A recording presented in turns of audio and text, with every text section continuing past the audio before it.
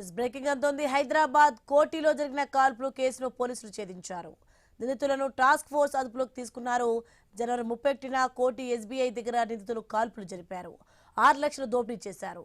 నిందితుల నుంచి వెపన్ను పోలీసులు రికవరీ చేశారు.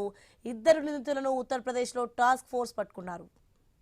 రైట్, ఇది అంశానికి సంబంధించి మరింత సమాచారం మా ప్రతినిధి ఏవై స్వామి అందిస్తారు ఫోన్లలో. స్వామి, మొత్తానికి కోటి కాల్పులు కేసును ఛేదించారు పోలీసులు. దీనికి సంబంధించిన డీటెయిల్స్ ఏంటి?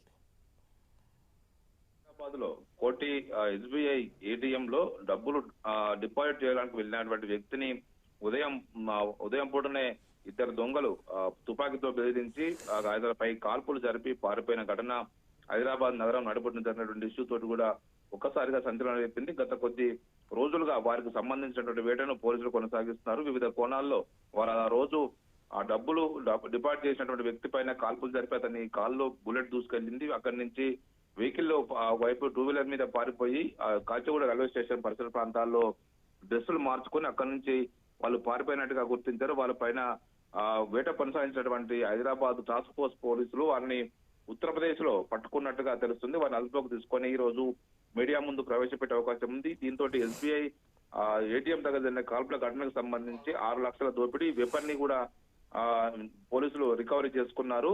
2 దొంగలు ఉత్తరప్రదేశ్ లో టాస్క్ ఫోర్స్ పోలీసులు పట్టుకొని తీసుకొస్తున్నట్టుగా తెలుస్తుంది. మొత్తానికైతే గత కొద్ది రోజులుగా ఈ పోలీసులు ఈ దోపిడీకి సంబంధించి పట్టబగలే అంటే ఒకవైపు ఉదయం పూట చాలా మంది జాగింగ్ చేస్తున్న సమయంలోనే ఒకవైపు రైలు రోడ్డు మీద సీసీ కెమెరాలు ఒకవైపు రికార్డ్ అయిన దృశ్యాలు కూడా మనకు స్పష్టంగా కనిపించాయి. వారిద్దరు కూడా ఆ డిపాజిట్ చేయడానికి వెళ్ళినటువంటి వ్యక్తి పైన కాల్పులు జరిపి బెదిరించి ఆ డబ్బులు తీసుకొని పారిపోయారు. అక్కడి నుంచి కాచిగూడ పరిసర ప్రాంతాలకు వెళ్లి డ్రెస్సులు మార్చుకొని అక్కడి నుంచి ట్రైన్ ఎక్కి పారిపోయినట్టు.